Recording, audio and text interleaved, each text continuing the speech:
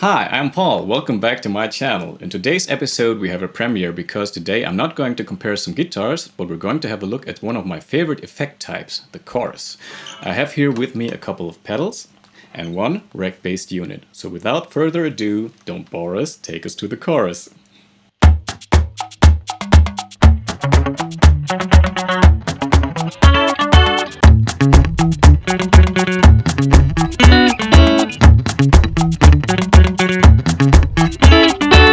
First off, I want to talk a little bit about the pedals and the effect units that I'll be comparing today.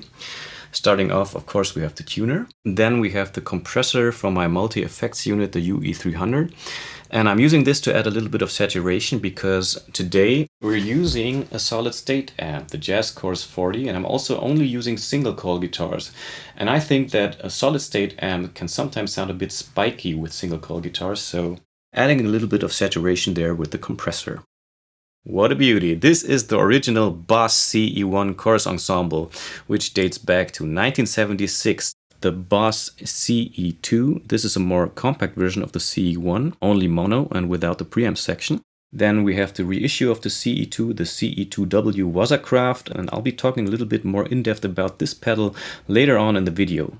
Last but not least, we have the Chorus Echo SRE-555. This is the rack version of the famous RE-501, which in itself was the last incarnation of the famous Space Echo line that Roland issued in 1980. This one has a chorus built in and a preamp section. I'm really looking forward to comparing this one to the CE-1. To wrap it up, I want to talk a little bit about the amp that I'm using today. This is the JC-40. This is also the amp that I used to record the original intro to my channel, so that's why I thought it would be nice to do a little live performance. About the history of the amp, Roland released this amp back in 2015 to celebrate the 40th anniversary of the release of the original jazz chorus amp. Okay, so I'll start off a little comparison with the famous gray brick, the Boss CE-1.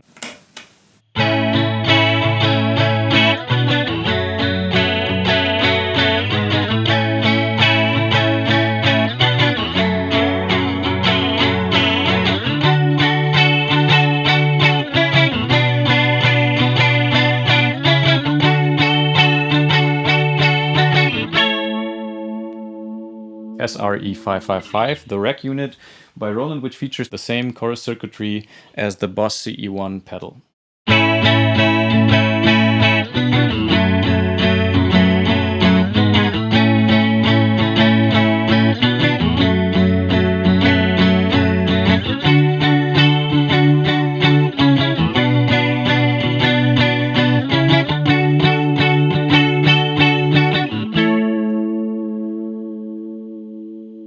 On with the jazz chorus JC-40.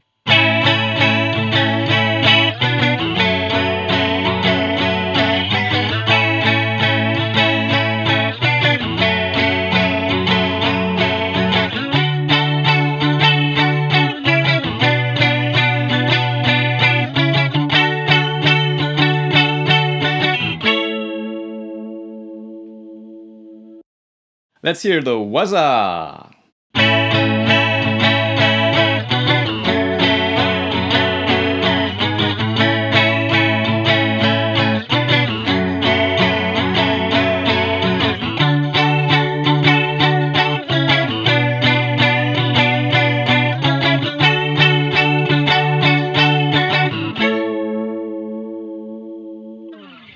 Okay, so let me switch on that marvelous vibrato effect.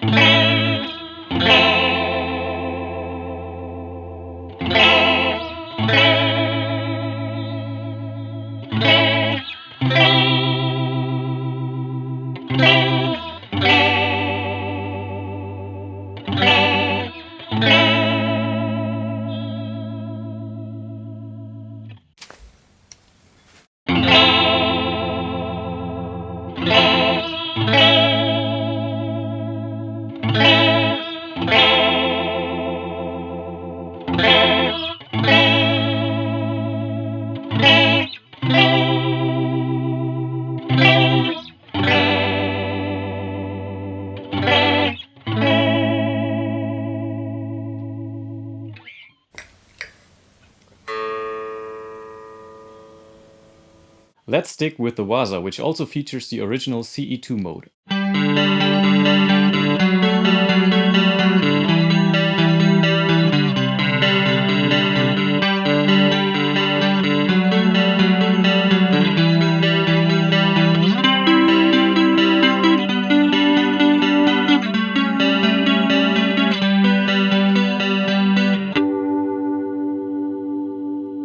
Dude, where's my tremolo? Okay, so let's compare that with the original CE-2.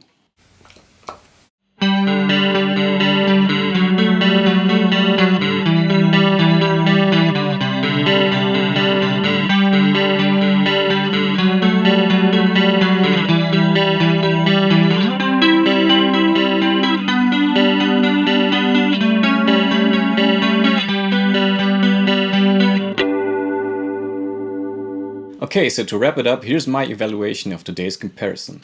Both the CE-1 and the SRE-555 are big units, and so is their sound. They have a nice coloration in the lower mids that screams analog mojo.